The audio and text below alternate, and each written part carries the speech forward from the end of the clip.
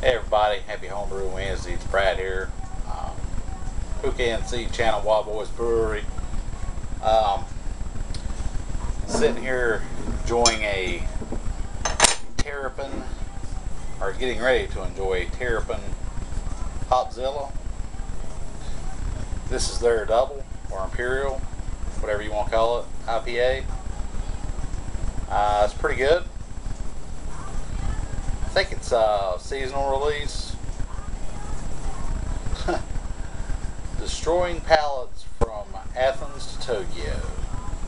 Yeah, it's pretty good. This is the 2012 vintage. I'm trying to see what the ABV on this thing is.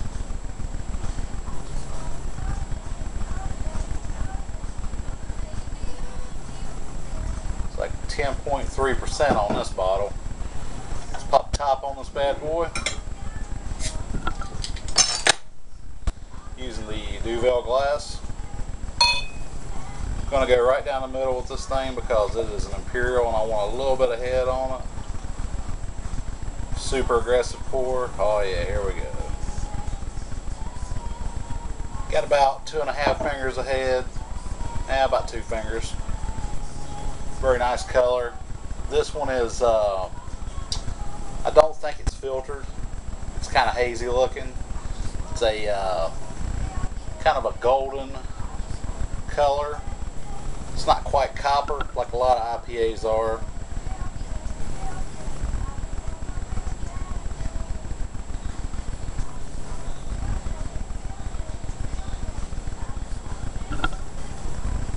You normally will not get this much head unless you're super aggressive with it, and that will fade out pretty quick. Massive tropical fruit, some grapefruit. West Coast style IPA, 100%. Tried this one on tap about a month ago. The guy said he just had tapped it so it was going to be hot, and it was. It had lots of alcohol on the back end. I did not enjoy it at all. The beer itself was good. It was hard to enjoy it with all the fire breathing you had to do after every drink you took, especially after it got a little bit of warmth on it. I tried one of these the other day in the bottles, and they're a little more mellow, tastes better. The alcohol's not as prevalent.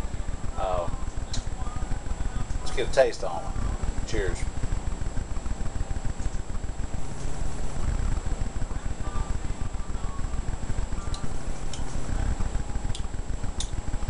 Grapefruit, followed by some malt in the middle, and then grapefruit, tropical fruit bittering on the end. This is a wonderful beer. If you like West Coast style IPAs, look for it. If you can find it, Terrapin distributes to your area. You need to check this one out if you're a hophead. I haven't tried any of their beers I didn't like. Most of them are pretty awesome. They come out, they've got one called Big Hoppy Monster, which is an Imperial Red Ale, which is really good. I have not tried their Imperial Brown Ale, but I'm sure it's probably just as good as the rest of them. Their Moo-Hoo is wonderful. It's a milk stout. Off the top of my head, every one of the Terrapin beers I've tried have been kick-ass beers. Getting a little bit of that alcohol, not much, just a little bit on the back end of the nose. Mostly just a grapefruit bomb with some tropical fruit notes.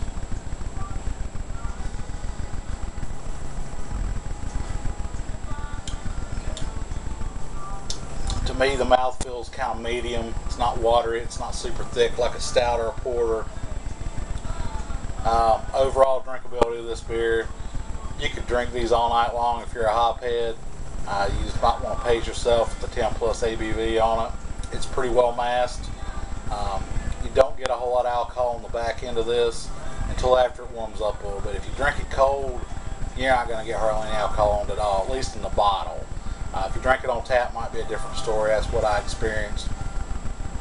But then again, he said it was a young cask. It just had been tapped, and I think I got about the 3rd pint out of it. But out of a bottle, the 2012 vintage is awesome. If you find some Terrapin, Hopzilla, check it out. It's wonderful if you like double or imperial IPAs. Other than my homebrew updates, I bottled my Belgian, labeled my stout, and put them up. I'm gonna have to let those age out a little bit more before I start drinking on them. Those Chinook hops I put in them are gonna have to mellow out a little bit. It's more like a black IPA than it's a stout right now. It's really good though, but I want to let them age out a little bit before I start drinking them. Got the Belgians bottled. I'm going to bottle up the Hefeweizens.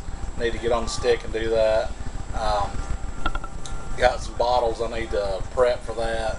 May do that this afternoon and go ahead and at least bottle one of them. Next beer I'm going to do is going to be an IPA. I'm going to do my Hoppy Yummy again. I'm all out of that. I think I got one bottle left.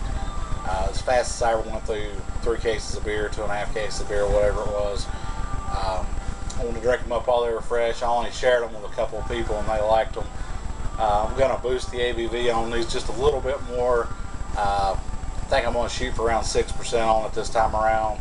And might just do the same grain bill I did before and just put a pound of honey in it just to see how that affects it.